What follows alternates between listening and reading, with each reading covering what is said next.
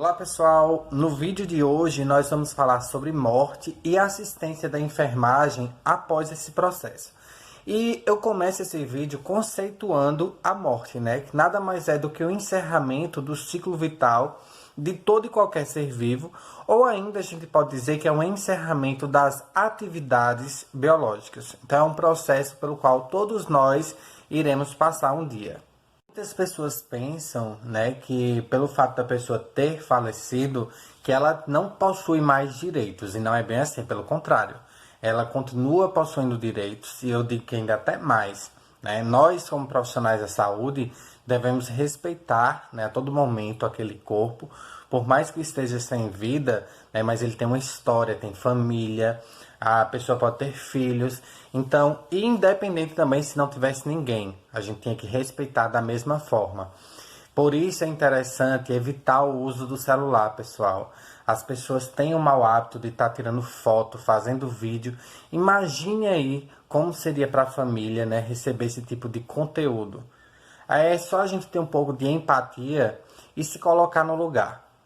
Que durante o preparo do corpo é interessante a gente fazer isso em um local, né, reservado, que seja uma sala, se for na própria unidade do paciente, que a gente coloque ali cortinas, né, ou biombo, para impedir o contato visual de outras pessoas para com aquele cadáver, né? A gente tem que continuar respeitando, em nenhum momento deixar o cadáver despido, né? Então são esses tipos de cuidado que a gente tem que ter. Coisa após o óbito, a família, ela deve ser notificada imediatamente. Ela tem que receber aquela informação de imediato. A gente não pode retardar, né, ou deixar para um outro momento, não. Faleceu, a gente tem que dar essa notícia, infelizmente.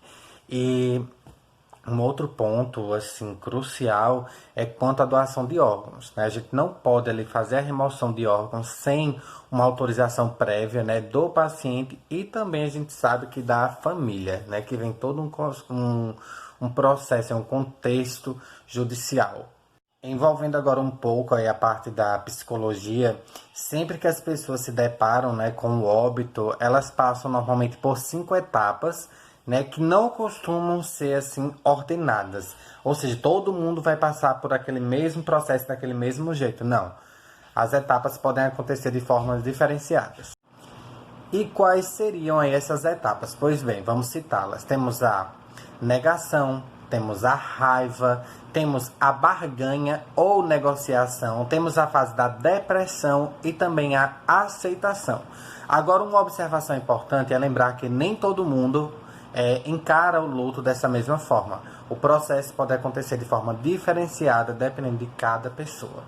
Negação, minha gente, como o próprio nome está dizendo, o indivíduo ele não acredita que aconteceu aquilo, que ele perdeu aquela pessoa e não leva a situação a sério. Tem pessoas que têm crise de riso, né? Cada um vai responder essa fase de forma diferente, mas normalmente eles tendem a não acreditar, eles não querem aceitar aquilo.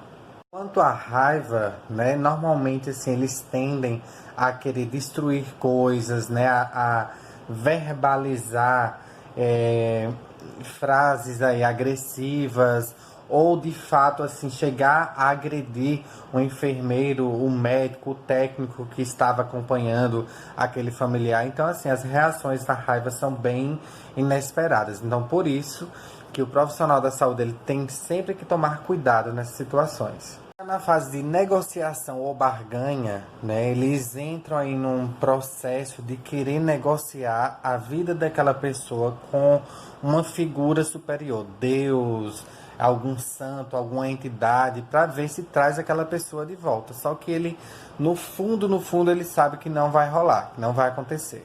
Então, quando ele nota que a barganha não vai rolar, o que acontece? Ele entra na fase da depressão. Então, ele costuma aí chorar muito, verbalizar suas fraquezas, né, suas frustrações aí pessoais, eles ficam mal.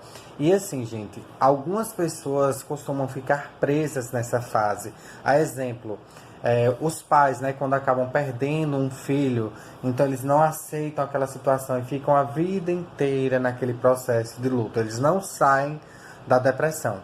Então eles não deixam a pessoa partir, né? Eles ficam sempre com aquilo e não seguem em frente. Normalmente, minha gente, a última fase é justamente essa, a aceitação, né? Quando ele compreende a morte, quando ele entende a situação, então ele aceita e se permite seguir em frente. Muitas pessoas não sabem, minha gente, mas assim, a morte ela é dividida, né, em 4 tipos. Ela é classificada em 4 tipos. A morte real, a morte clínica, a morte aparente e a morte cerebral ou encefálica. Mas e aí, como é que eu faço para distinguir uma da outra? Isso e outras coisas você vai descobrir no próximo vídeo, ok? Espero que tenham gostado. Até o próximo.